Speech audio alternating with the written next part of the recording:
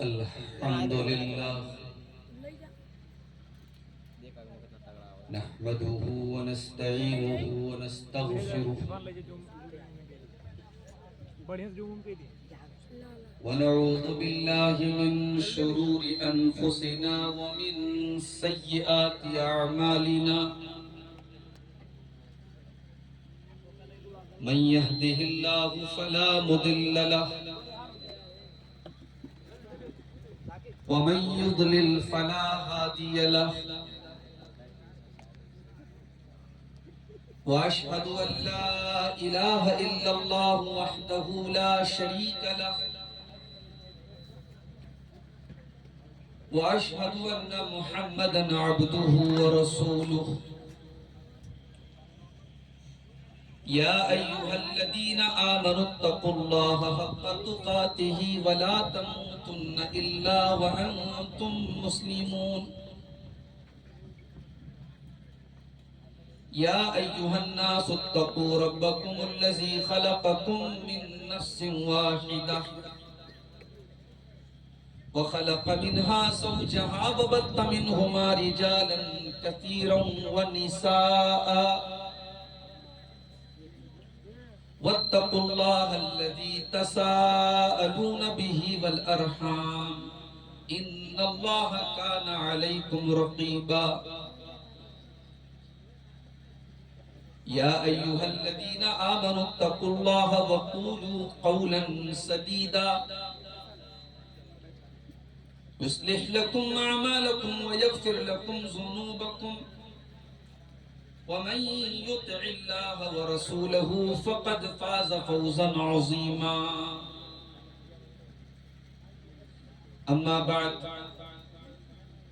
فإن خير الحديث كتاب الله وخير الهدي هدي محمد صلى الله عليه وسلم وشر الأمور محدثاتها وكل محدثة بدعة وكل بدعة ضلالة وكل ضلالة في النار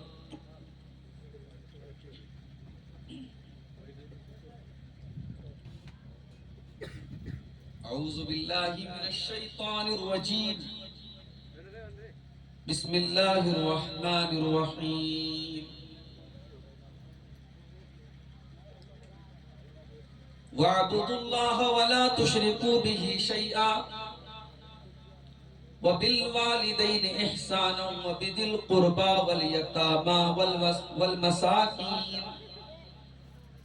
والمساكين والجار ذي القربى والجار الجنب والصاحب بالجنب وابن السبيل وما ملكت أيمانكم إن الله لا يحب من كان مختالا فخورا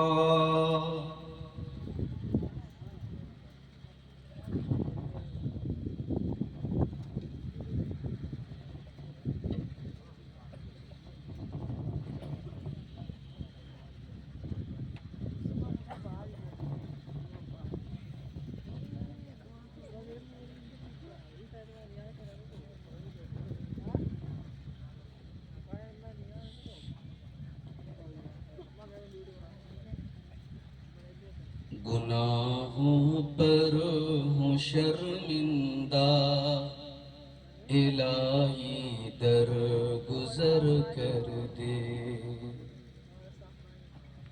گناہوں پر ہوں شرمندہ الہی در گزر کر دے بڑا مجرم ہوں میں تیرا الہی در گزر کر دے خطا کوئی نہیں چھوڑی کوئی عصیان نہیں چھوڑا خطا کوئی نہیں چھوڑی کوئی عصیان نہیں چھوڑا بس اب کرتا ہوں میں توبہ الہی در گزر کر دے گناہوں پر ہوں شرمندہ، الہی درگزر کر دے۔ کھلونا ہاتھ کا اپنے بنا رکھا ہے شیطان نے، کھلونا ہاتھ کا اپنے بنا رکھا ہے شیطان نے۔ بنا لے اپنا تو بندہ، الہی درگزر کر دے۔ بنا لے اپنا تو بندہ، الہی درگزر کر دے۔ تیرے دینے سے اے مولا، تیرا تو کچھ نہ بگڑے گا۔ تیرے دینے سے اے مولا، تیرا تو کچھ نہ بگڑے گا، مگر بن جائے گا میرا، الہی درگزر کر دے۔ سنور جائے میری دنیا، سنور جائے میری عقبا، جو ہو فضل و کرم تیرا، الہی درگزر کر دے۔ نبی کی بھی شفاعت جو مجھے حاصل ہو محشر میں، نبی کی بھی شفاعت جو مجھے حاصل ہو محشر میں، تو بیڑا پار ہے میرا، الہی درگزر کر دے۔ بڑا مجرم ہوں میں تیرا، الہی درگزر کر دے۔ گناہوں پر ہوں شرمندہ، الہی درگزر کر دے۔ معزز علماء کرام، محترم بزرگوں، نوجوان ساتھیوں، ماں اور بہنوں، پیارے بچوں، آپ کے نیپال کے وقت کے اعتبار سے 2:15 بلکہ اس سے بھی زیادہ ہو چکا ہے۔ رات کا آخری پہر ہے، موسم بھی بہت خوبصورت ہے، اور ایک بہت اچھا اجلاس مدرسہ ابوبکر صدیق اور اسی طریقے سے کلیہ اثریہ للبنات، جو اس علاقے کے 2 اہم ادارے ہیں، بنین اور بنات کے، ان اداروں کے زیر اہتمام اس کے ذمہ داروں کی کوششوں سے آج کا یہ پروگرام منعقد ہوا۔ مجھ سے پہلے آپ نے مختلف علماء کی مختلف موضوعات پر بہت ہی قیمتی تقریریں سماعت فرمائی ہیں۔ علماء کرام کے ان بیانات پر اللہ تعالی ہم سب کو عمل کرنے کی توفیق عطا فرمائے۔ میرے بھائیوں، شریعت 2 چیزوں کا نام ہے، یا یہ کہہ لیجئے کہ شریعت میں جو احکام ہیں، شریعت کی جو تعلیمات ہیں، ان کو اگر ہم کیٹیگرائز کریں، ان کو اگر ہم بانٹیں، تو 2 حصے میں ہم ڈیوائیڈ کر سکتے ہیں۔ ایک حصہ وہ ہے جس کو ہم حقوق اللہ بولتے ہیں، مثلا نماز، یہ حقوق اللہ ہے۔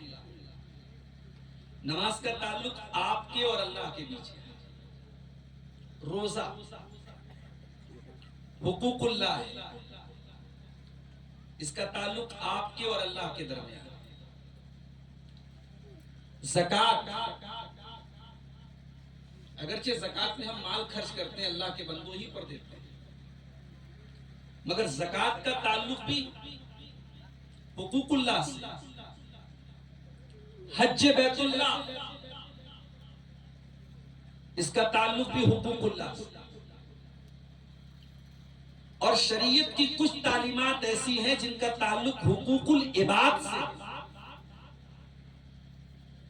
جو ہمارے اور بندوں کے بیچ کا مسئلہ ہے۔ آپ کا اپنے والدین کے ساتھ کیسا سلوک ہے؟ آپ اپنے بچوں کے لیے کیسے باپ ہیں؟ آپ اپنے پڑوسی کے لیے کیسے پڑوسی ہیں؟ آپ اپنے ملک میں رہنے والی غیر مسلم عوام کے لیے آپ کا تعلق کیسا ہے؟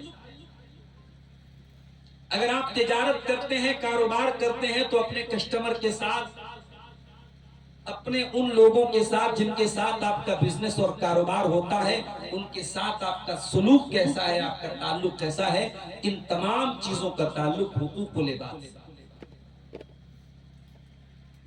اور جس طریقے سے ہماری شریعت میں حقوق اللہ کی بہت اہمیت ہے، اسی طریقے سے حقوق العباد کی بھی بہت اہمیت ہے۔ میں نے آپ کے سامنے جو آیت کریمہ پڑھی ہے سورہ نساء کی آیت نمبر 36،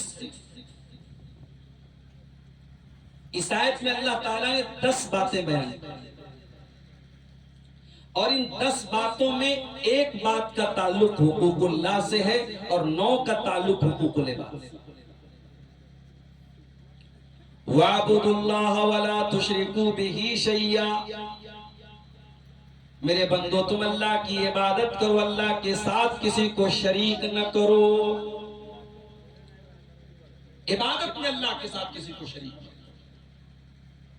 جتنی عبادتیں ہیں، سجدہ کرنا، دعا کرنا، فریاد کرنا، بھروسہ کرنا، خوف اور ڈر، قسم کھانا، جانور ذبح کرنا، لو لگانا، عبادت کی جتنی قسمیں ہیں اس میں اللہ کے ساتھ کسی کو شریک نہیں۔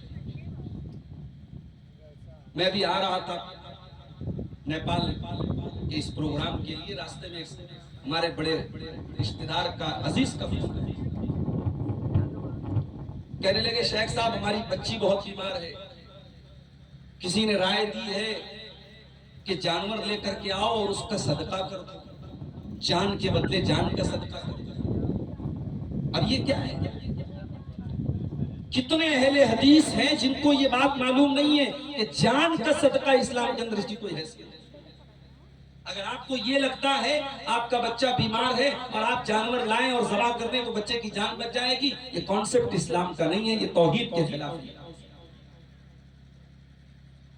تو قرآن پہلا حکم دے رہا ہے توحید کو صحیح۔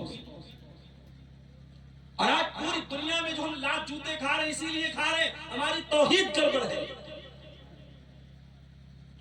کرے غیر گر بت کی پوجا تو کافر، کواکب میں مانے کرشمہ تو کافر، جو کہ آگ پر بہرے سجدہ تو کافر، جو ٹھہرائے بیٹا خدا کا تو کافر، مگر مومنوں پر کشادہ ہے راہیں، پرستش کریں شوق سے جس کی چاہیں، نبی کو جو چاہیں خدا کر دکھائیں، اماموں کا رتبہ نبی سے بڑھائیں، مزاروں پہ جا جا کے نظریں چڑھائیں، شہیدوں سے جا جا کے مانگے دعائیں، نہ توحید میں کچھ کمی اس سے آئے، نہ اسلام بگڑے نہ ایمان جائے۔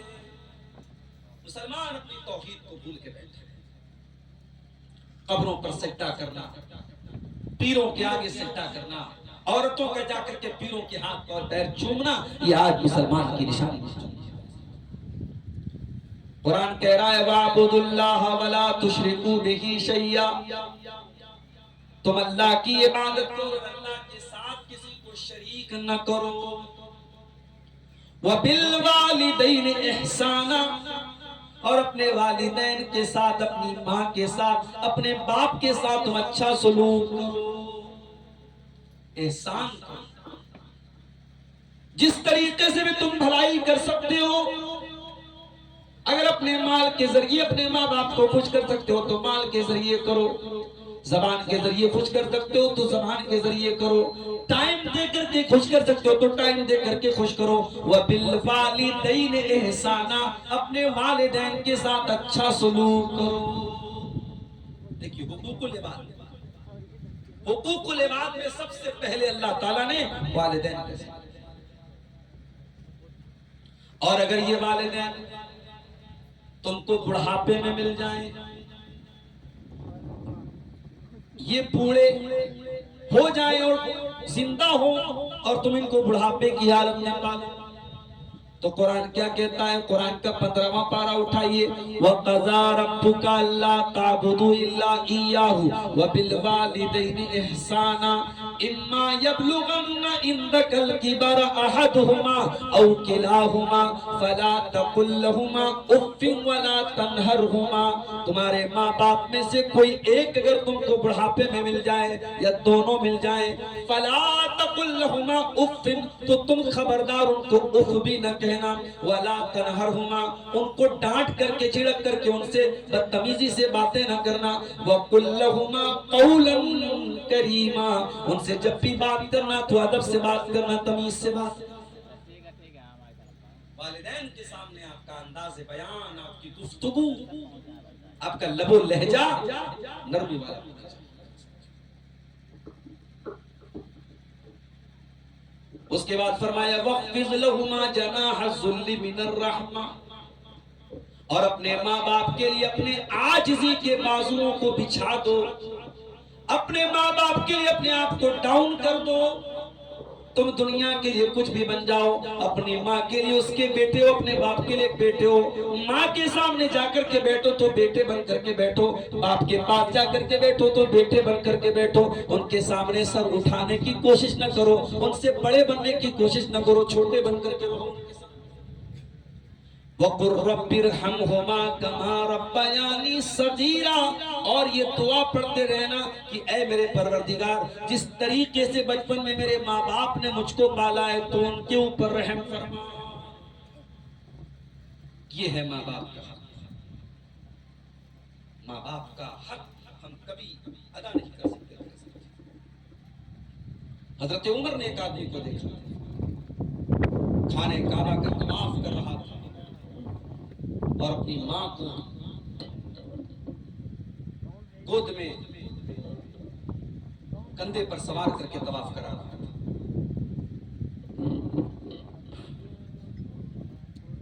یہ تہجد کا وقت ہے، مائک بیچارہ جو ہے نا،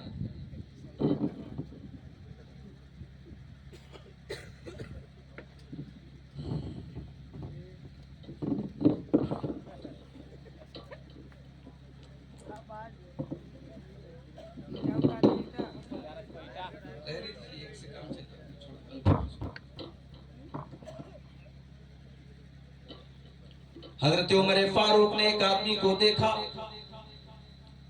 خانہ کعبہ کا طواف کر رہا ہے اور اپنی ماں کو اپنے کندھے پر سوار کر کے، بوڑھی ماں کو خانہ کعبہ کا طواف کر رہا ہے. طواف کمپلیٹ کر لیا تو اس نے عربی کا ایک شعر پڑھا اور اس شعر کے اندر اس نے کہا کہ آج میں نے اپنی ماں کے لیے اپنے آپ کو اونٹ بنا لیا. میری ماں میرے اوپر سوار ہو کر کے آج خانہ کعبہ کا طواف کر رہی ہے، عمرہ کر رہی ہے. کہتا ہے امیر المومنین حضرت عمر، ایسا لگتا ہے کہ آج میں نے اپنی ماں کا حق ادا کر دیا. میری ماں نے مجھے جنم دینے کے بعد جو احسانات کیے تھے، جو تکلیفیں اٹھائی تھی، جو درد اٹھایا تھا، آج میں نے اپنی ماں کا حق ادا کر دیا. حضرت عمر نے فرمایا وَلَا بِزَفْرَةٍ وَاحِدَةٍ، اے نوجوان، تو ماں کا حق ادا کرنے کی بات کرتا ہے. تیری ماں نے تجھے جنم دینے کے وقت تیری ماں کی زبان سے جو چیخ کی آواز نکلی تھی، جو درد بھری آواز نکلی تھی، ابھی تو نے اس آواز کا بھی حق ادا نہیں کیا. حقوق العباد میں سب سے پہلا نمبر ماں باپ. سارے سماج کے لیے آپ اچھے ہیں، اگر اپنے ماں باپ کے لیے اچھے نہیں ہیں تو آپ اللہ کی نظر میں اچھے نہیں ہیں، رسول کی نظر میں اچھے نہیں ہیں. اسی لیے اللہ کے نبی کے پاس ایک صحابی آتے ہیں، سوال کرتے ہیں اللہ کے نبی، من احق الناس بحسن صحابتی، اے اللہ کے رسول، میرے اچھے سلوک کا سب سے زیادہ حقدار کون ہے؟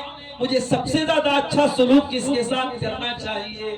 میرے بھائیوں، بیوی کا حق اپنی جگہ ہے، بچوں کا حق اپنی جگہ ہے. آج پاکستانی سیریلوں کو دیکھ دیکھ کر کے ہمارے مسلمان گھروں کا حال کیا ہو رہا ہے؟ لوگ بیوی کے لیے ماں سے لڑتے ہیں، لوگ بیوی کے لیے باپ سے لڑتے ہیں، کیونکہ ان سیریلوں کے اندر یہ دکھایا جاتا ہے اگر بیوی سے پیار کرتے ہو تو بیوی کے لیے سارے زمانے سے لڑ پڑو۔ میرے پیارے ساتھیوں، یہ اسلام کی تعلیم نہیں ہے، یہ محمد رسول اللہ کی تعلیم نہیں ہے۔ بیوی کا حق اپنی جگہ ہے، اور ماں کا حق اپنی جگہ، اور باپ کا حق اپنی جگہ ہے۔ بیوی سے ضرور محبت کرو، بچوں کا حق ضرور دو، لیکن بیوی کے لیے ماں سے اور باپ سے لڑنا یہ اسلام کی تعلیم نہیں۔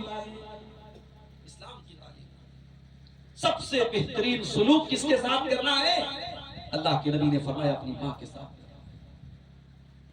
صحابی نے پوچھا ثم من، اس کے بعد دوسرا نمبر کس کا ہے؟ اللہ کے نبی نے فرمایا ام کا، تمہاری ماں کا نمبر ہے۔ صحابی نے دوسرا نمبر پوچھا تو نبی نے دوبارہ پھر ماں کا نام لیا۔ صحابی نے پوچھا ثم من، اس کے بعد کون؟ آپ نے فرمایا تمہاری ماں ہے۔ آپ نے 3 بار ماں کا نام لیا۔ یعنی اگر دنیا کی ساری محبتوں کے 4 حصے کر دیے جائیں تو 3 حصے تیری ماں کے لیے ہو جائیں گے، کیونکہ ماں نے وہ تکلیفیں اور قربانیاں سہی ہیں جو دنیا میں کوئی نہیں سہ سکتا۔ وَوَصَّيْنَا الْإِنسَانَ بِوَالِدَيْهِ حَمَلَتْهُ أُمُّهُ وَهْنًا عَلَى وَهْنٍ وَحَمْلُهُ وَفِصَالُهُ۔ قرآن کہتا ہے ہم نے انسان کو حکم دیا کہ اے انسان تو اپنے ماں باپ کے ساتھ اچھا سلوک کر، تیری ماں نے تکلیفوں کے ساتھ تجھے جنم دیا ہے۔ وَفِصَالُهُ فِي عَامَيْنِ، اور 2 سال میں تیرا دودھ چھڑایا ہے، 2 سال تک اس نے تجھے دودھ پلایا ہے۔ ماں کے احسانات کا تو بدلہ کبھی نہیں بتا سکتا۔ تجھے پیٹ میں رکھنے کی تکلیف، تجھے جنم دینے کی تکلیف، تجھے دودھ پلانے کی تکلیف، یہ 3 تکلیفیں ایسے جو دنیا میں کوئی نہیں بتا سکتا۔ چوتھے نمبر پر اللہ کے نبی نے کہا ابو کا، تیرے باپ کا۔ تو سب سے پہلا حق۔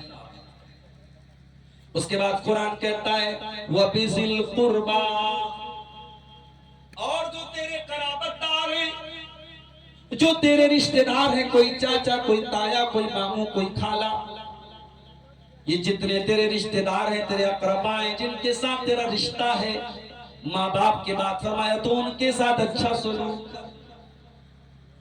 ہم تو بڑے ترقی یافتہ لوگ ہو گئے، ممبئی جاتا ہوں، پونا جاتا ہوں، بڑے بڑے بلڈنگوں میں، فلیٹوں میں لوگ رہتے ہیں۔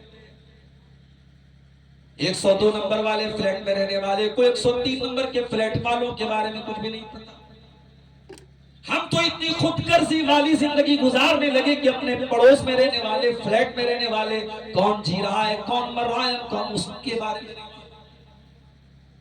اسلام کی تعلیم تو یہ نہیں تھی میرے بھائی۔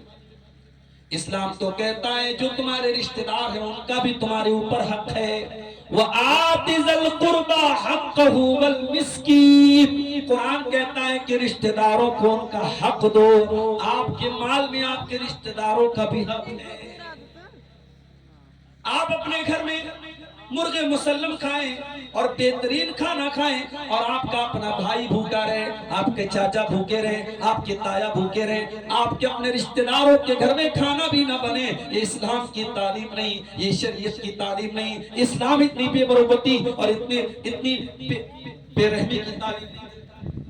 آپ کے قریبی جو رشتہ دار ہیں، جن کے ساتھ آپ کا رشتہ ہے، ان کے ساتھ بھی آپ کو اچھا سلوک۔ اللہ نے آپ کو مال والا بنایا ہے، زکوٰۃ نکالتے ہیں، صدقہ خیرات کرتے ہیں، سب سے پہلے اپنے رشتہ داروں کو دیکھو، اگر وہ زکوٰۃ کے حقدار ہیں پہلے ان کو زکوٰۃ دو۔ مسجدوں میں صدقہ دینے والوں، مدرسوں میں چندہ دینے والوں، تمہارے رشتہ داروں میں جو غریب ہیں، جو ضرورت مند ہیں، ان کی پہلے مدد کیا کرو، اور یہ انتظار نہ کیا کرو کہ وہ آ کر کے تمہارے سامنے بھیک مانگے۔ قرآن کہتا ہے کچھ ایسے بھی لوگ ہوتے ہیں جو سفید پوش ہوتے ہیں، لا يسألون الناس الحافا، وہ لوگوں کے دروازے پہ جا کے مانگ نہیں سکتے، بیچارے خوددار ہوتے ہیں، ان کے گھر میں کھانا نہ بنے تب بھی ان کے چہرے سے پتہ نہیں چلتا کہ وہ فاتح کر کے آئے۔ ان خوددار لوگوں کی خودداری کو ذلیل نہ ہونے دینا، اس کا انتظار نہ کرنا کہ وہ آ کر کے تمہارے دروازے کی چوکھٹ پر آ کر کے تم سے بھیک مانگے۔ صدقہ کرنا ہے تو پہلے ان کو دو میرے ساتھ، اور اگر رشتہ دار کو آپ نے صدقہ دیا ہے تو ڈبل ثواب ملے گا۔ اللہ کے نبی فرماتے ہیں الصدقۃ علی ذی الرحم سنتان، رشتہ دار کو صدقہ دینے سے ڈبل ثواب ملے گا۔ صدقۃ وصلۃ، صدقہ کا بھی ثواب ملے گا، صلہ رحمی کا بھی ثواب ملے گا، رشتہ نبھانے کا بھی ثواب ملے گا۔ یہ ہماری نئی جنریشن واٹس ایپ پر مدرس ڈے منا رہا ہے. مجھے تو پتا بھی نہیں مدرس ڈے کب آتا ہے. ایک دن فیس بک کھولا, لکھا تھا ہیپی مدرس ڈے. بوڑھی اماں بیچاری رات دن کھانس رہی ہیں, ان کو دوا لا کر کے دینے کی تجھے توفیق نہیں, اور تو فیس بک پر گیان بانٹ رہا ہے ہیپی مدرس ڈے. تجھے مدرس ڈے منانے کی فکر پڑی. ہمارا نوجوان آج سوشل میڈیا میں اتنا پلا ہوا ہے کہ کون اس کے رشتہ دار اس کو بتا دے.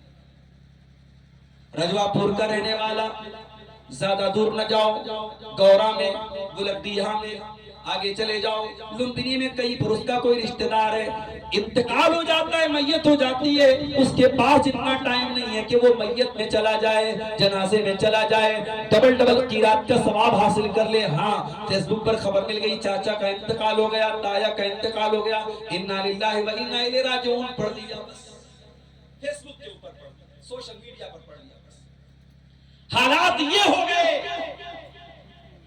کہ آج بچوں کے پاس ماں باپ کے لیے ٹائم نہیں, اور ماں باپ کے پاس بچوں کے لیے. سب موبائل میں پلے ہوئے ہیں. ماں کے پاس اپنا موبائل ہے, باپ کے پاس اپنا موبائل ہے, بچوں کے پاس اپنا. تربیت ہو تو کیسے ہو میرے پیارے ساتھی. نوجوانوں کے اندر بھی آپ نے شیخ پرویز ریاضی صاحب کا خطاب سنا, نوجوانوں کے اندر یہ خرابی ہے, یہ خرابی ہے, جڑ کیا ہے. کبھی آپ نے غور کیا, آپ راستے میں جاتے ہیں, دونوں طرف پیڑ ہے, پودے ہیں.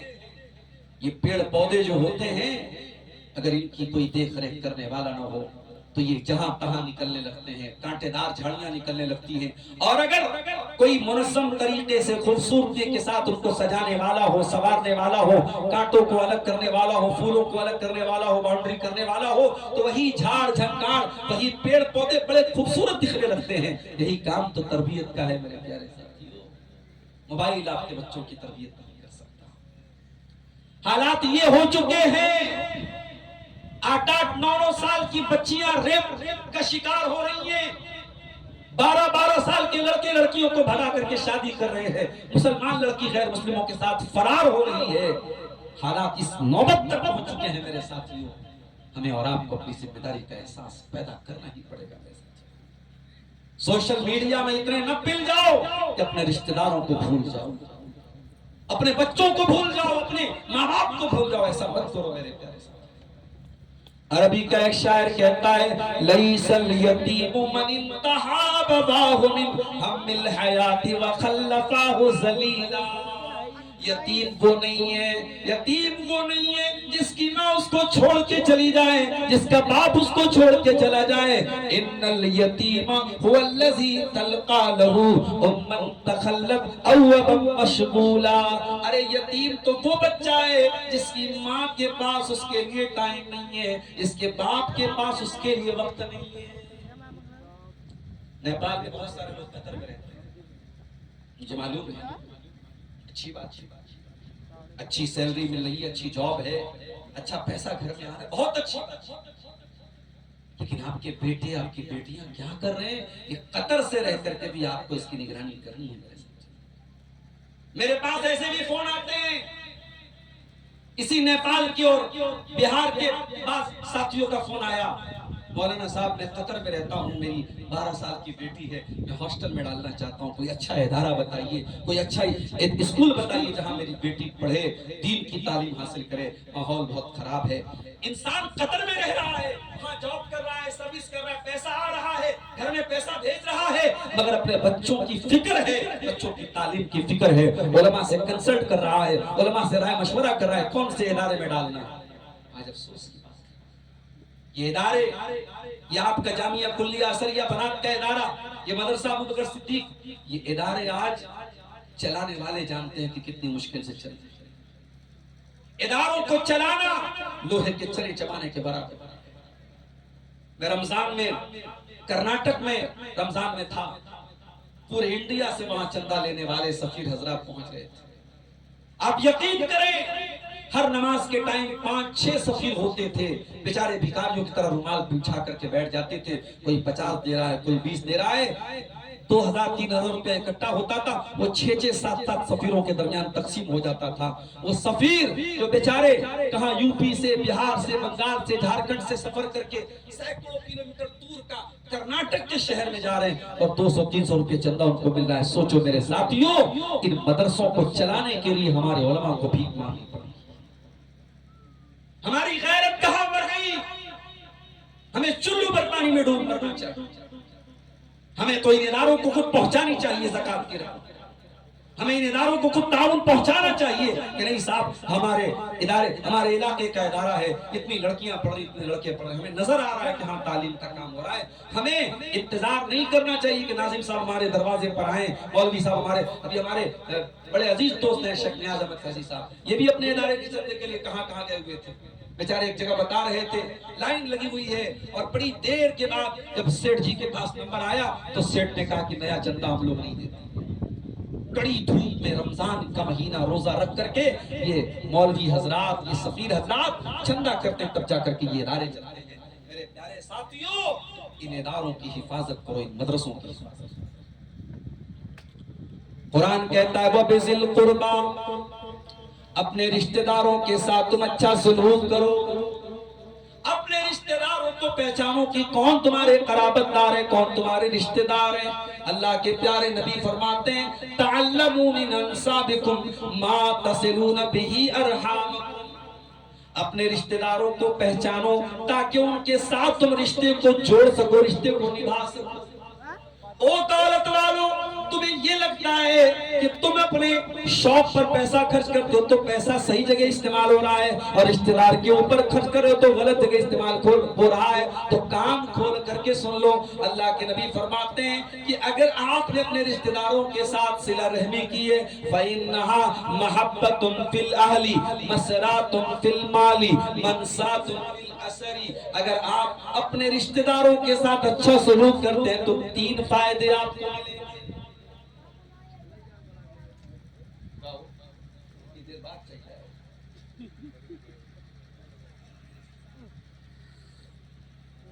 تین فائدہ ملے گا. پہلا فائدہ پریوار میں محبت بڑھے. میں آج بھی ایسے لوگوں کو جانتا ہوں مرنے والا مر گیا مگر آج اس کا نام آتا ہے تو بڑے احترام سے کہتے حاجی صاحب. بیچارے بڑے غریبوں کے ہمدرد تھے, رشتہ داروں کا بڑا خیال کرتے تھے. میری غریب میں غریب تھا, میری لڑکی کی شادی تھی, حاجی صاحب نے میری مدد کی. مرنے والا مر گیا, قبر میں چلا گیا, اس نے کسی غریب رشتہ دار کی مدد کی تھی. وہ جب بھی یاد کرتا ہے اس کے احسانوں سرے دبا رہتا ہے. پریوار میں محبت بڑھتی ہے. مسرات فی المال اور مال میں اللہ تعالیٰ برکت دیتا ہے. یہ مال تو ہاتھ کا محل ہے میرے ساتھیوں. آج آپ کے پاس مال ہے, کل ہو سکتا ہے کہ نہ ہو. آج کروڑ پتی ہو کل روڈ پر آ جاؤ. یہ مال اس کا کوئی بھروسہ نہیں ہے. اس مال کو اگر اللہ نے آپ کو نوازا ہے یہ نہ سمجھو کہ آپ اللہ کی نظر میں بہت اچھے بڑے تقوی والے لوگ ہیں, ان کے پاس مال نہیں ہے. اور بڑے بدکار اور فاسق و فاجر لوگ ان کے پاس بہت مال ہے. مال اللہ تعالیٰ اپنی رضا کے اعتبار سے نہیں بانٹتا ہے, اللہ مشیت کے اعتبار سے بانٹتا ہے. جس کو چاہتا ہے جتنا چاہتا دیتا ہے. اگر مال ملا ہے اور چاہتے ہو کہ مال میں برکت ہو تو اپنے رشتہ داروں کی مدد کیا کرو. اور تیسرا فائدہ کیا ہے وَمَنْسَاتٌ فِي الْأَثَرِ اور رشتہ داروں کے ساتھ بھلائی کرنے سے عمر میں برکت ہوتی ہے. اب یہاں ایک چیز سمجھو, مان لو ایک آدمی کی عمر اس کی تقدیر میں لکھا ہے 70 سال. اس امت کی ایوریج عمر بھی کتنی ہے 60 سے 70 کے درمیان ہے. اس امت کی ایوریج عمر کوئی 100 سال جی لے. ابھی ہمارے انجمی صاحب 85 سال کی عمر بتا رہے تو پتہ نہیں اگر یہ عمر صحیح ہے. اتنی اچھی نظر پڑے تھے, اتنی خوبصورت آواز ہے, بڑی مجھے بہت خوشی ہوئی. لیکن اس امت کی ایوریج عمر 60 سے 70 کے بیچ میں. کوئی 85 سال کا ہے تو بونس میں چل رہا ہے. سمجھ رہے ہیں؟ تو اب مان لو کسی کی تقدیر میں 70 سال عمر ہے تو کیا رشتہ داروں کے ساتھ بھلائی کرنے کی وجہ سے اس کی عمر بڑھ جائے گی, 70 سے 80 ہو جائے گی؟ ہاں ہو جائے گی. اب آپ پوچھیں گے مولوی صاحب یہ کیسے ہو سکتا ہے؟ تقدیر تو لکھی جا چکی ہے. تقدیر میں لکھا جا چکا ہے کہ یہ انسان 70 سال جیے گا تو 70 سے 80 سال کیسے ہو جائے گا؟ تو اللہ تعالیٰ نے تقدیر میں کہیں کہیں کنڈیشنز بھی لگائی ہیں. تقدیر میں یہ بھی لکھا ہے کہ اگر بندہ یہ کام کرے گا تو اس کی عمر کو ایکسٹینڈ کر دیا جائے گا, اس کی عمر کو بڑھا دیا جائے گا. اس حدیث کا مطلب بتایا علماء نے۔ اگر انسان اپنے رشتہ داروں کے ساتھ صلہ رحمی کرتا ہے، اچھا سلوک کرتا ہے، من ساتم فی الازر، تو اس کی عمر بڑھا دی جاتی ہے، 60 سے 65 ہو جاتی ہے، 60 سے 70 ہو جاتی ہے، اللہ تعالیٰ عمر میں برکت دے دیتا ہے۔ اور ایک مطلب اس حدیث کا علماء نے یہ بھی بتایا ہے کہ عمر تو 60 ہی سال رہتی ہے، مگر اللہ تعالیٰ 60 سال کی عمر میں اتنا کام کرنے کی توفیق دے دیتا ہے جو دوسرے لوگ 100 سال کی عمر میں نہیں کرتے۔ کم ٹائم میں اللہ تعالیٰ زیادہ کام لے لیتا ہے۔ تو یہ 3 بڑے فائدے ہیں رشتہ داروں کے ساتھ صلہ رحمی کا۔ سمجھ میں آ رہا ہے کہ نہیں آپ لوگوں کو؟ مجھے لگ رہا ہے میں بہت لیٹ بیٹھا ہوں آپ کے سامنے، اب بالکل دماغ کے اوپر سے تو باتیں نہیں جا رہی ہیں۔ وَبِذِي الْقُرْبَى، والدین کے ساتھ اچھا سلوک کرو اور رشتہ داروں کے ساتھ اچھا سلوک کرو۔ وَالْيَتَامَى، اور اے میرے بندو یتیموں کے ساتھ اچھا سلوک کرو۔ جو اناتھ ہے، جو یتیم ہے، جو orphan ہے، جس کا باپ دنیا سے جا چکا ہے، اس یتیم بچے کے ساتھ اچھا سلوک کرو۔ یتیم کا کون ہوتا ہے میرے باپ؟ آپ کا زندہ ہے تو باپ کی قدر نہیں ہے، اس سے پوچھو جو بیچارہ یتیم ہے۔ محلے میں کسی نے تھپڑ مار دیا، جس کا باپ زندہ، اس کو کوئی تھپڑ مار کے دکھائے، باپ آ کے پوچھے گا تو نے میرے بچے کو کیوں مارا؟ اور جو بیچارہ یتیم ہے، جس کا جی چاہے مار کے چلا جائے۔ یتیم تو یتیم ہوتا ہے میرے ساتھی، یتیم بے سہارا ہوتا ہے۔ اللہ نے یتیم کو سہارا، نبی نے یتیم کو سہارا۔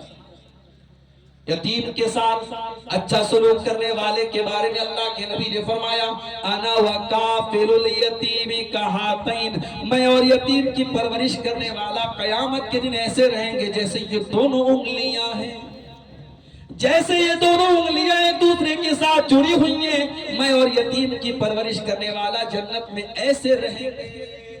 او اہل حدیثوں، او قرآن اور حدیث کا نام لینے والوں، مجھے کہنے دیجئے کہ آج ہم قرآن و حدیث کو بھی اپنے مطلب کے لیے یوز کرتے ہیں۔ شریعت کا ایک مسئلہ ہے، باپ کی زندگی میں اگر بیٹے کا انتقال ہو جائے، بڑے غور سے سنیے گا، باپ کی زندگی میں اگر بیٹے کا انتقال ہو جائے اور دوسرے بیٹے زندہ ہو، تو جس بیٹے کا انتقال ہوا ہے اس بیٹے کے جو بچے ہوں گے وہ دادا کی پراپرٹی کے وارث نہیں ہوں گے۔ اب آپ کو یہ مسئلہ سمجھ میں آئے یا نہ آئے، لیکن شریعت کا یہ مسئلہ ہے۔ شریعت کہتی ہے کہ دادا کی پراپرٹی میں پوتا حصے دار نہیں بنتا، دادا کی پراپرٹی میں بیٹا حصے دار بنتا ہے۔ اگر بیٹا مر گیا ہے تو پوتا حصے دار نہیں بنتا ہے۔ اب سوچو میرے بھائی، مسئلہ تو ہے یہ شریعت کا، دلیلیں بھی موجود ہیں اس میں۔ اب مان لو 5 بھائی میں ایک بھائی کا انتقال ہو گیا، اور وہی بھائی سارے بھائیوں میں سب سے زیادہ محنت کرتا تھا، زمین و جائیداد جو بنی اسی بھائی نے محنت کر کے کھڑی کی ہے باپ کے نام سے۔ اب وہ بیچارہ مر گیا، موت تو کبھی بھی آ سکتی، اس کی کیا خطا تھی، کیا غلطی تھی؟ اس کے بچے یتیم ہو گئے۔ اب اس کے جو چاچا لوگ ہیں، جو تایا لوگ ہیں، وہ کیا کہتے ہیں؟ وہ آ کر کے کہتے ہیں کہ صاحب شریعت کا مسئلہ ہے، ہمارا بھائی تو باپ کی زندگی میں مر چکا ہے، اب باپ کی پراپرٹی میں ہمارے یتیم بھتیجوں کا کوئی حصہ نہیں ہے، ان یتیم بھتیجوں کا کوئی حصہ نہیں ہے، ان یتیم بچوں کو دھکا دے کے بھگا دیا جاتا ہے۔ میرے پیارے ساتھیوں، جس کو شریعت کا یہ مسئلہ معلوم تھا اس کو نبی کی یہ حدیث کیوں نہیں معلوم تھی؟ نبی نے فرمایا، انا وکافل الیتیم کہاتین، میں اور یتیم کی پرورش کرنے والا قیامت کی جنت میں ساتھ میں رہیں گے۔ او لوگو، ہم کتنے بے رحم ہو گئے، ہم کتنے خود غرض ہو گئے، اپنے ہی سگے بھائی کا یتیم بچہ اور ہم بڑی آسانی سے اس کو زمین و جائیداد سے بے دخل کر دیتے ہیں، اور دلیل یہ دیتے ہیں کہ شریعت میں اس کا حصہ نہیں بنتا ہے۔ میرے بھائیوں، ضروری نہیں ہے کہ شریعت ہر چیز قانون کے ڈنڈے سے منوائے۔ شریعت میں بہت ساری ایسی چیزیں ہیں جو قانون کے ڈنڈے سے نہیں منوائی گئی ہیں، بلکہ ہمارے اخلاق پر چھوڑ دیا گیا، ہماری انسانیت پر چھوڑ دیا گیا۔ شریعت یہ دیکھنا چاہتی ہے کہ ہمارے اندر انسانیت کتنی ہے، اخلاق کتنا ہے۔ اخلاق اخلاق کتنا ہے ہمارے اندر، انسانیت کتنی ہے۔ وہ چچا، وہ تایا جس کے بھائی کا انتقال ہو گیا ہے، اپنے یتیم بھتیجوں کو جائیداد سے بے دخل کرنے کے پہلے یہ کیوں نہیں سوچتا؟ جب شریعت عام یتیم کے ساتھ اچھا سلوک کرنے پر جنت کی خوشخبری دے رہی ہے، تو کیا میرا فرض نہیں بنتا تھا کہ میں اپنے باپ سے کہوں کہ ابا ٹھیک ہے ہمارے بھائی کا انتقال ہو گیا، ان یتیم بھتیجوں کا نہیں بنتا ہے، مگر ابا ہم کھلے دل سے آپ سے بولتے ہیں کہ جو ہمارا حصہ بنتا ہے ہمارے یتیم بھتیجوں کو بھی دیا جائے، ان کو بھی برابر کا دیا جائے، تاکہ یہ بیچارے بے سہارا نہ ہوں، ان کے باپ کا انتقال ہوا، یہ یتیم ہیں، ان کی جگہ اگر ہم مر جاتے، ہمارے بچے اگر زمین جائیداد سے بے دخل ہو جاتے تو ہمیں کیسا لگتا؟ میرے پیارے ساتھیوں، ہم اس طریقے سے کیوں نہیں سوچتے؟ والیتامی، یتیموں کے ساتھ اچھا سوچتے۔ آج تو یتیموں کے نام پر یہ حرام کمائی لوگ اپنے پیٹ میں بھر رہے ہیں، یتیموں کا مال کھا جا رہے ہیں۔ کان کھول کر کے سن لو، اگر یتیم کا مال کوئی ناجائز طریقے سے اپنے پیٹ میں بھرتا ہے، قرآن کیا کہتا ہے؟ ان الذین یأکلون اموال الیتامی ظلما انما یأکلون فی بطونہم نارا۔ جو لوگ یتیم کا مال ناجائز طریقے سے کھا رہے ہیں، وہ اپنے پیٹ میں جہنم کی آگ بھر رہے ہیں، وَسَيَصْلَوْنَ سَعِيرًا، اور جہنم کی بھڑکتی ہوئی آگ میں ڈالے جائیں۔ تو یتیم کے ساتھ اچھا سوچا۔ اور ایک بات بولوں، آج کے دور میں ہمیں اور آپ کو ایک شکایت ہوتی ہے، مولوی صاحب دل بہت سخت ہے، تقریریں اتنی ہو رہی ہیں، ایک مہینے کے اندر یہ تیسری تقریر ہے نیپال کی سرزمین پر، تقریریں بہت ہو رہی ہیں ماشاءاللہ، جلسے بہت ہو رہے ہیں، ڈیلی کہیں نہ کہیں آپ کے آس پاس میں جلسے ہو رہے ہیں، جمعہ کے خطبے میں برابر ہم تقریریں سن رہے ہیں، دل پر اثر کیوں نہیں ہو رہا ہے؟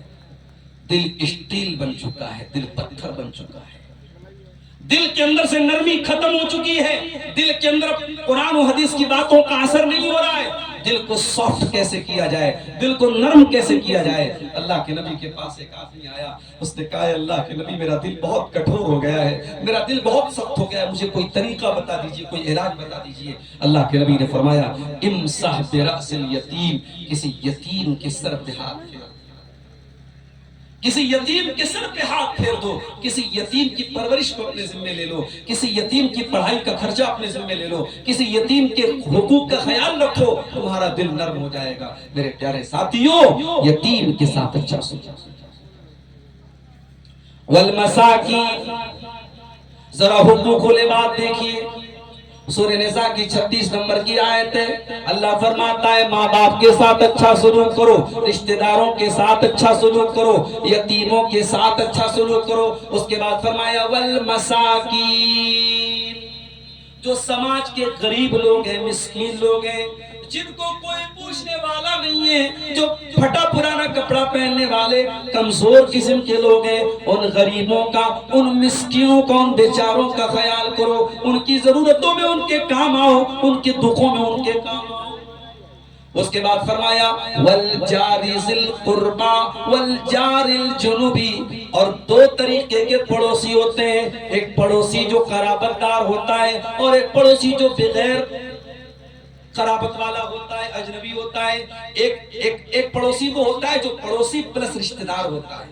مان لیجیے آپ کے پڑوس میں چچا رہتے ہیں، بڑے ابا رہتے ہیں، تایا رہتے ہیں، تو پڑوسی بھی ہیں، رشتہ دار بھی ہیں۔ اور ایک پڑوسی ہے کہ پڑوسی ہے، رشتہ دار نہیں ہے، تو قرآن کہہ رہا ہے پڑوسی پڑوسی ہوتا ہے، وہ رشتہ دار ہو یا نہ ہو، اس کے ساتھ اچھا سوچا۔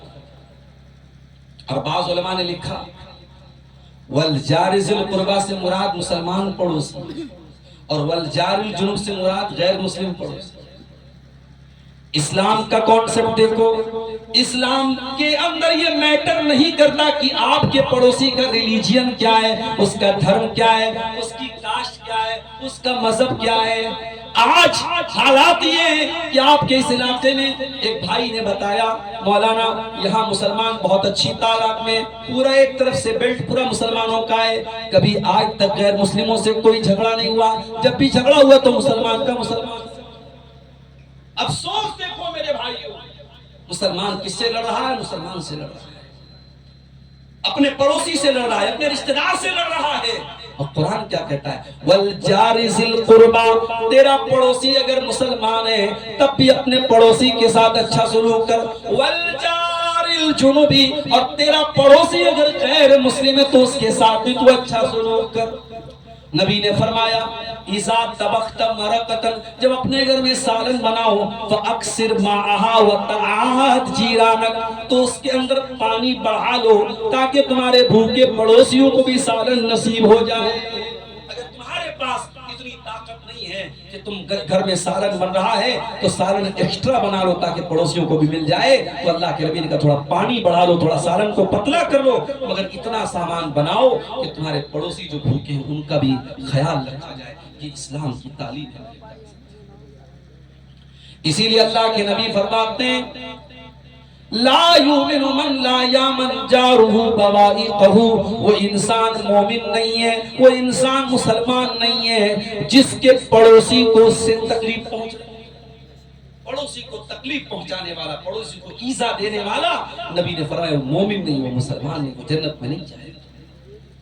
تو قرآن پڑوسی کے ساتھ اچھا سلوک کرنے کی تعلیم ہے۔ اس کے بعد فرمایا وَالصَّاحِبِ بِالْجَنبِ، اور اے میرے بندو تم سفر میں جا رہے ہو، کار میں بیٹھے ہو، ٹرین میں بیٹھے ہو، فلائٹ میں بیٹھے ہو، تمہارا جو ہم سفر ہے، جو تمہارے ساتھ سفر میں شریک ہے، اس کے ساتھ بھی تم اچھا سلوک کرو، اپنے کو پیسنجر کے ساتھ، اپنے سہ یاتری کے ساتھ، اپنے مسافر ہم سفر کے ساتھ بھی تمہیں اچھا سلوک۔ اور بعض علماء نے لکھا کہ والصاحب بالجنب سے مراد بیوی بھی ہے، کیونکہ بیوی بھی شریک سفر ہوتی ہے، زندگی کے سفر میں آپ کے ساتھ، زندگی کے سفر کی، زندگی گاڑی میں چلنے والی آپ کی بیوی ہوتی ہے، اپنی بیوی کے ساتھ اچھا سلوک۔ والصاحب بالجنب وابن السبیل، اور مسافروں کے ساتھ، مہمانوں کے ساتھ اچھا سلوک کرو۔ وما ملکت ایمانکم، اور اپنے غلاموں کے ساتھ، اپنے لونڈیوں کے ساتھ، اپنے نوکروں کے ساتھ بھی تم اچھا سلوک کرو۔ نبی کے زمانے میں غلام ہوتے تھے، جانوروں کی طرح لوگ مارا کرتے تھے اپنے غلاموں کو، اپنی لونڈیوں کو۔ نبی نے غلاموں کا حق بھی بیان کیا، لونڈیوں کا حق بھی بیان کیا۔ حضرت ابو ذر غفاری نے ایک مرتبہ اپنے کسی غلام کو برا بھلا کہہ دیا، اتنا برا بھلا کہہ دیا کہ ماں کا نام لے کر کے اس کو گالی دے دی، ماں کا نام لے کر کے اس کو برا بھلا کہہ دیا۔ نبی اکرم کو پتا چلا، اللہ کے نبی بہت چاہتے تھے ابو ذر کو، بہت محبت کرتے تھے ابو ذر سے۔ آپ نے فرمایا یا ابا ذر اعیرتہ بامہ انک امرؤ فیک جاہلیہ، اے ابو ذر تم نے یہ کام کیوں کر دیا؟ اے میرے صحابی تو نے اس غلام کی ماں کا نام لے کر کے اس کو گالی کیوں دے دی، اس کو برا بھلا کیوں کہہ دیا؟ اے ابو ذر تم تو اسلام لا چکے ہو، یہ تو اسلام کے پہلے کے دور کی نشانی ہے، یہ تو دور جاہلیت کی نشانی ہے۔ کسی غلام کو بھی نبی نے گالی دینے کی اجازت نہیں دی، اس کی ماں کا نام لے کر کے آگ دلا دیا۔ اس کے بعد آپ نے فرمایا کہ ابو ذر یہ نوکر چاکر تمہارے بھائی ہوتے ہیں، جعلہم اللہ تحت ایدیکم، اللہ تعالیٰ نے تم کو مالک بنا دیا، ان کو نوکر بنا دیا۔ اللہ الٹا بھی تو کر سکتا تھا، تم کو نوکر بنا سکتا تھا، اس کو مالک بنا سکتا تھا، یہ اللہ کا احسان ہے، اس کو مت بھولو۔ فَلْيُلْبِسُ مِمَّا يَلْبَسُ وَلْيُطْعِمْهُ مِمَّا يَطْعِمُ، جو کپڑا خود پہنتے ہو اپنے غلاموں کو بھی پہناؤ، جو کھانا تم کھاتے ہو اپنے غلاموں کو بھی کھلاؤ۔ اور فرمایا وَلَا تُكَلِّفُوهُمْ مَا يَغْلِبُهُمْ، اور اپنے غلاموں پر کوئی ایسا بوجھ نہ ڈالو جو ان کو تھکا ڈالے، ان کی طاقت سے زیادہ ان کے اوپر بوجھ مت ڈالو، اور کوئی بوجھ اگر ڈالتے ہو تو ان کی مدد کرو۔ نبی نے غلاموں کا بھی حق بتایا ہے۔ آج مزدور دیوس منایا جاتا ہے، دنیا بھر میں مزدور دیوس منایا جاتا ہے، اور یہ مزدور دیوس منا کر کے ڈھکوسلا پورا کر دیا جاتا ہے، مزدوروں کا حق مارا جاتا ہے۔ میرے نبی کی شریعت میں مزدوروں کو بھی ان کا حق دیا گیا۔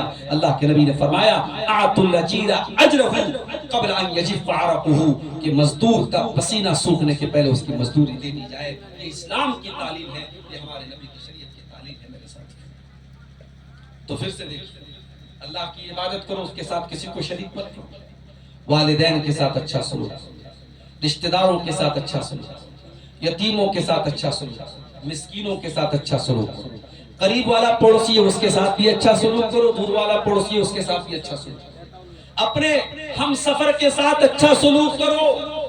اور اسی طریقے سے قرآن کہتا ہے مسافروں کے ساتھ اچھا سلوک کرو اور اپنے غلاموں اور لوٹوں کے ساتھ اچھا سلوک کرو۔ اور ان 9 باتوں کو بیان کرنے کے بعد فائنل بات اللہ کیا کہتا ہے؟ ان اللہ لا يحب من کان مختالا فخورا۔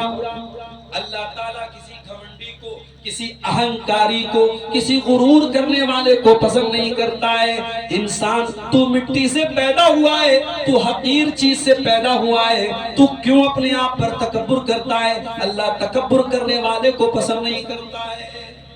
تو حقوق العباد کا معاملہ میرے پیارے ساتھیوں بہت خطرناک ہے، بہت خطرناک۔ نمازیں آپ نے پڑھ لی، روزے آپ نے پورے رکھے، زکات صحیح طریقے سے نکال رہے ہیں، لیکن اگر آپ نے حقوق العباد کے معاملے میں لاپرواہی کی ہے، لوگوں کا حق مارا ہے، لوگوں کو تکلیف پہنچائی ہے، لوگوں کو اذیت دی ہے، اللہ کے آپ کی نیکیاں برباد ہو جائیں گی میرے پیارے ساتھیوں۔ بہت مشہور حدیث ہے، سینکڑوں مرتبہ آپ نے جمعہ کے خطبے میں سنی ہوگی، تقریروں میں سنی ہوگی۔ اللہ کے نبی صحابہ سے پوچھتے ہیں، اے میرے صحابہ، مفلس کون ہے، غریب کون ہے، کلاش کون ہے؟ صحابہ نے کہا، اللہ کے نبی، المفلس فینا من لا درہم له ولا متاع، مفلس وہ ہے جس کے پاس روپیہ پیسہ نہ ہو، دھن دولت نہ ہو۔ اللہ کے نبی نے فرمایا کہ نہیں، المفلس من امتی من یاتی یوم القیامت بصلاۃ وصیام وزکات۔ میری امت کے اندر مفلس وہ ہوگا جو نماز لے کر کے آئے گا، روزہ لے کر کے آئے گا، زکات لے کر کے آئے گا، وَيَاتِي قَدْ شَتَمَ هَذَا وَقَذَفَ هَذَا وَضَرَبَ هَذَا وَأَكَلَ مَالَ هَذَا وَسَفَكَ دَمَ هَذَا۔ کسی کا خون بہایا ہوگا، کسی کا مال ہڑپا ہوگا، کسی کو گالی دی ہوگی، کسی کو تکلیف پہنچائی ہوگی، ان تمام لوگوں کو اس کی نیکیاں بانٹ دی جائیں گی۔ کوئی روزہ لے کے چلا گیا، کوئی نماز لے کے چلا گیا، کوئی زکات لے کے چلا گیا، فَإِن فَنِيَتْ حَسَنَاتُهُ، یہاں تک کہ جب تمام نیکیاں ختم ہو جائیں گی، اس کے بعد بھی کچھ حقدار بچیں گے۔ اے اللہ، اس نے میرا بھی حق مارا تھا، اے اللہ اس نے مجھ کو بھی تکلیف پہنچائی تھی۔ اللہ کے نبی فرماتے ہیں، پھر ان لوگوں کے ثُمَّ أُخِذَ مِنْ خَطَايَاهُمْ، پھر ان کی خطاؤں کو، ان کے گناہوں کو اس کے اوپر لادا جائے گا، ثُمَّ طُرِحَ فِي النَّارِ، اور پھر جہنم میں ذلیل کر کے پھینک دیا جائے گا۔ اللہ، روزے دار تھا، بے نمازی کی بات نہیں، نمازی تھا، حج اور عمرہ کر کے آیا تھا، حقوق العباد میں کمی اور کوتاہی کی وجہ سے جہنم میں ذلیل کر کے پھینک دیا گیا۔ ہمارا کیا حال ہوگا؟ ہم تو نہ حقوق اللہ صحیح طریقے سے ادا کر رہے ہیں، نہ حقوق العباد صحیح طریقے سے ادا کر رہے ہیں۔ ہم کہاں جائیں گے؟ ہمارا انجام کیا ہوگا؟ اسی لیے اللہ کے نبی ہمیں ڈراتے ہوئے کہتے ہیں، لَتُؤَدُّنَّ الْحُقُوقَ إِلَىٰ أَهْلِهَا يَوْمَ الْقِيَامَةِ۔ اے میری امت کے لوگوں، دنیا میں اگر تم نے حقداروں کا حق نہ دیا تو قیامت کے دن دینا پڑے گا۔ حَتَّى يُقَادَ لِلشَّاةِ الْجَلْحَاءِ مِنَ الشَّاةِ الْقَرْنَاءِ، یہاں تک کہ بغیر سینگ والی بکری کے اوپر اگر سینگ والی بکری نے ظلم کیا ہے تو اس سے بھی قصاص لیا جائے گا، اس سے بھی بدلہ لیا جائے گا۔ اگر آپ نے کسی پر ظلم و ستم کیا ہے، اتیاچار کیا ہے، کسی کا حق دبایا ہے، کسی کی زمین و جائیداد کو ہڑپا ہے، کسی کا حق مارا ہے، تو دنیا میں نہیں دیا تو قیامت کے دن دینا پڑے گا۔ دنیا میں زمین کے بدلے زمین دے سکتے تھے، دنیا میں پیسے کے بدلے پیسہ دے سکتے تھے، مگر جس طریقے سے نیپال کا پیسہ سعودی عرب میں نہیں چلتا۔ حج کرنے والوں کا قافلہ روانہ ہو چکا ہے، حج کرنے کے لوگ جا رہے ہیں، لیکن جانے کے پہلے انڈیا اور نیپال کے لوگ کرنسی ایکسچینج کرواتے کہ نہیں صاحب، سعودی عرب میں ریال چلتا ہے، ہمارا انڈیا اور نیپال کا روپیہ نہیں چلے گا، ہمیں وہاں جانے کے پہلے ریال لینا۔ یہاں تک کہ میں نے دیکھا کہ ایئرپورٹ کے اوپر پہنچنے کے بعد چھوڑ دو، آپ اگر سعودی عرب کے ایئرپورٹ پر پہنچ گئے اور آپ کو آئس کریم کھانے کا جی چاہ رہا ہے، برگر کھانے کا جی چاہ رہا ہے، اور آپ کی جیب میں انڈیا کو روپیہ ہے، نیپال کو روپیہ، وہ نہیں لے گا، وہ کہے گا جائیے پہلے ایکسچینج۔ کنٹری بدل گئی، دیش بدل گیا، کرنسی بدل گئی۔ میرے پیارے ساتھیوں، دنیا میں آپ نے کسی کا حق اگر مارا ہے، اگر دنیا میں زمین اور جائیداد ہڑپا ہے تو بدلے میں زمین دے سکتے ہو، بدلے میں پیسہ دے سکتے ہو، مگر آخرت میں کرنسی چینج ہو جائے گی۔ آخرت میں ہمیں زمین کے بدلے نیکی دینا پڑے گا، ہمیں روپیہ کے بدلے نیکی دینا پڑے گا، اور نیکی اگر ہمارے پاس نہیں تو سامنے والے کے گناہ ہمارے اوپر لادے جائیں گے۔ اللہ کے نبی نے فرمایا حق دے دو ورنہ قیامت کے دن دینا پڑے گا۔ اتنا خطرناک معاملہ حقوق العباد کا ہے کہ اللہ کے نبی کے پاس ایک صحابی آتے ہیں، ذرا غور سے سنیے گا۔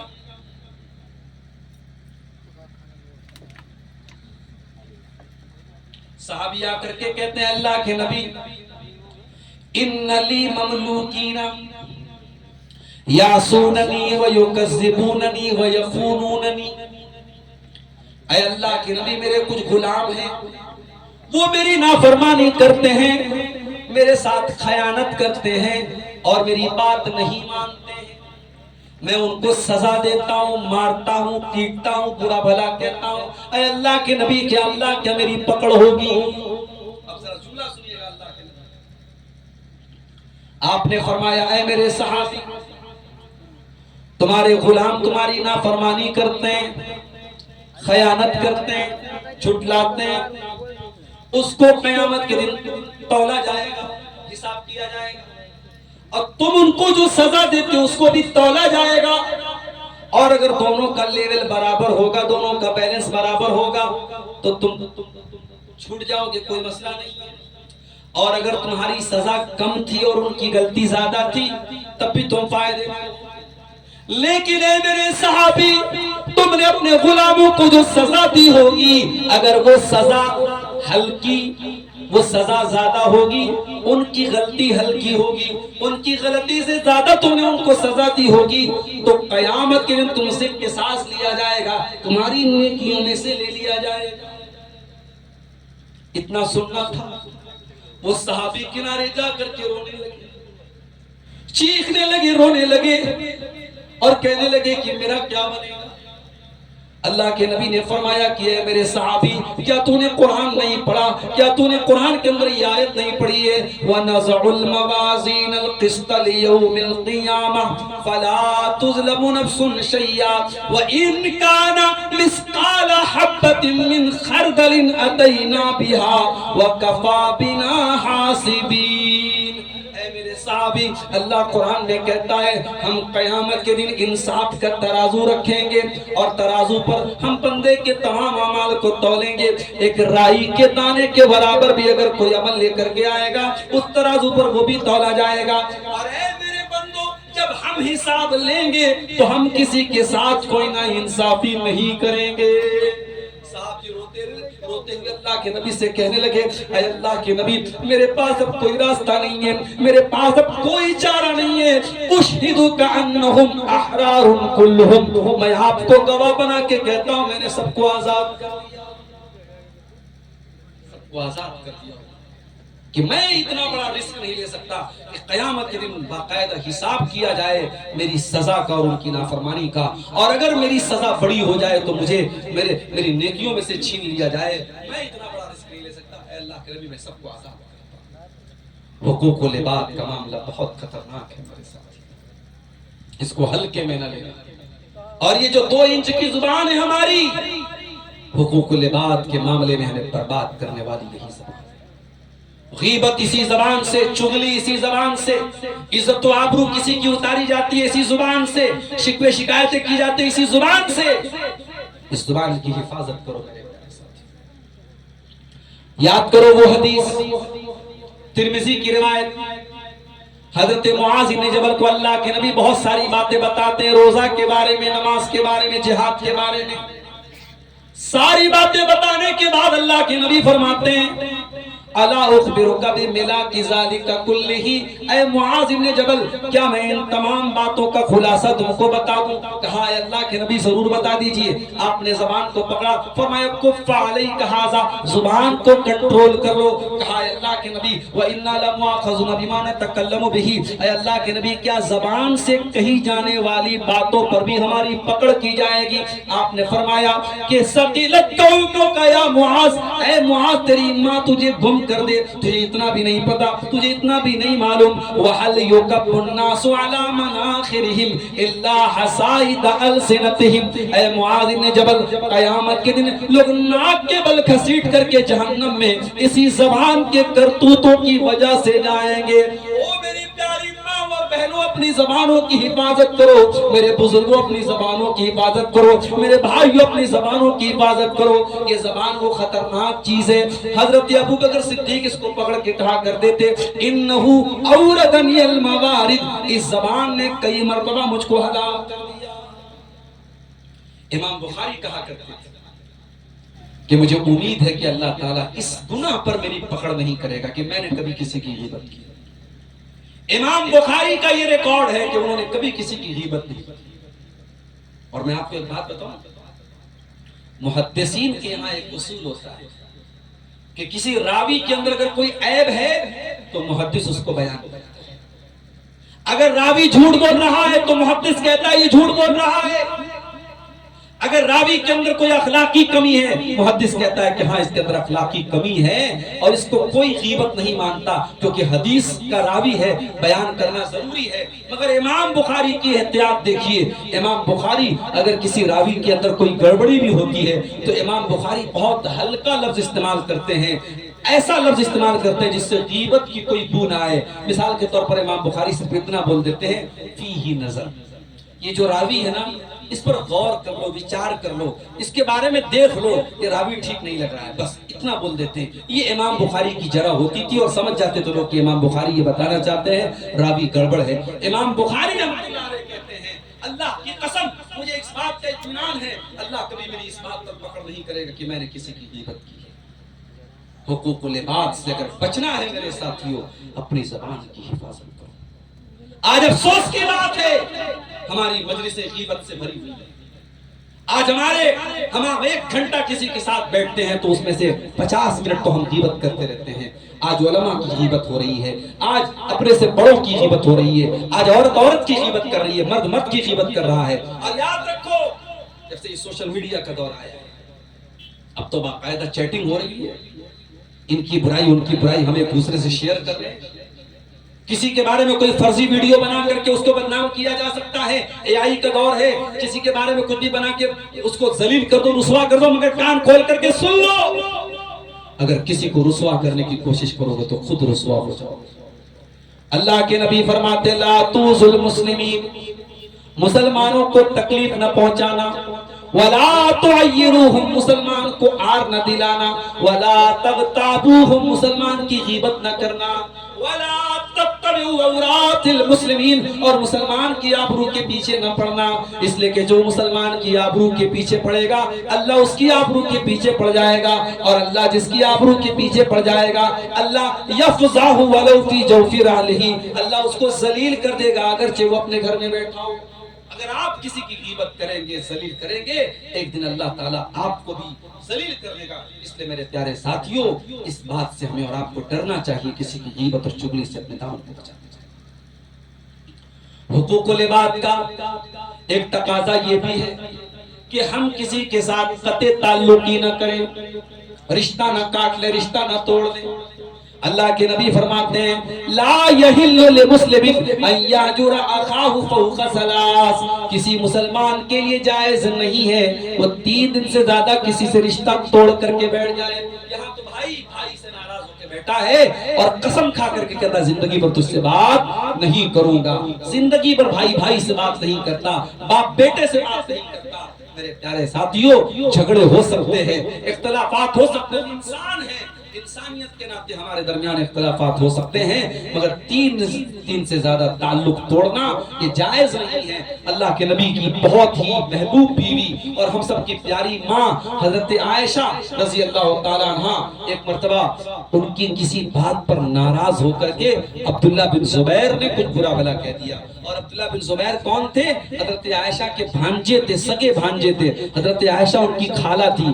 खाला के बारे में हजरत अब्दुल्ला बिन जुबैर ने कुछ नामुनासिब बात कह दी, खाला को बहुत बुरा लगा और खाला ने कसम खा ली कि आज के बाद मैं इब्न जुबैर से बात नहीं करूंगी। अब जरा गौर से सुनिएगा, आखिरी बात बयान कर रहा हूं। खाला और भांजे में नाराजगी हो गई, खाला ने कसम खा ली मैं भांजे से बात नहीं करूंगी। हम और आप होते और खाला भांजे का इख्तिलाफ होता तो खाला भी अपनी जगह तन जाती, भांजा भी अपनी जगह तन जाता, मगर सहाबा ऐसे नहीं थे। عبداللہ بن زبیر کو احساس ہوا مجھ سے غلطی ہو گئی، مجھے اپنی خالہ کے بارے میں ایسا نہیں بولنا چاہیے تھا۔ وہ آئے، خالہ سے معافی مانگی، مگر خالہ نے معاف کرنے کے لیے تیار نہیں ہوئی۔ خالہ حضرت عائشہ نے کہا میں معاف نہیں کروں، بات ہی کرنے کو تیار نہیں تھی حضرت عائشہ۔ حضرت عبداللہ بن زبیر نے دماغ لگایا اور دو ایسے صحابی کو پکڑا جن کا تعلق بنو زہرہ سے تھا، اور بنو زہرہ وہ قبیلہ تھا جو اللہ کے نبی کا نانیحال کا قبیلہ تھا۔ حضرت عبداللہ بن زبیر جانتے تھے حضرت عائشہ اللہ کے نبی سے بہت پیار کرتی تھی اور اللہ کے نبی کے ساتھ ساتھ آپ کی رشتہ داری کی بہت قدر کرتی تھی۔ بنو زہرہ کے دو لوگوں کو پکڑا، انہوں نے کہا کہ میرے بھائیو، میری خالہ کے ساتھ جھگڑا ہو گیا ہے، آپ دونوں چل کر کے صلح کرا دیجئے۔ یہ تینوں لوگ حضرت عائشہ کے دروازے پر پہنچے، سلام کیا، اندر سے سلام کا جواب آیا۔ انہوں نے کہا کہ کیا ہم اندر آ سکتے ہیں؟ حضرت عائشہ نے کہا آ جاؤ، اندر آ جاؤ۔ اندر گئے تو پردہ لگا ہوا تھا، پردے کے اس پار حضرت عائشہ تھی، اس پار تینوں لوگ تھے۔ جیسے ہی اندر داخل ہوئے، حضرت عبداللہ بن زبیر اپنی خالہ کے گلے لگ کر کے رونے لگے اور معافی تلافی کرنے لگے۔ خالہ جان، آپ کا بھانجا ہوں، آپ کا بیٹا ہوں۔ زبان پھسل گئی، کچھ نامناسب بول دیا، خالہ جان اپنے بھانجے کو معاف کر دیجیے۔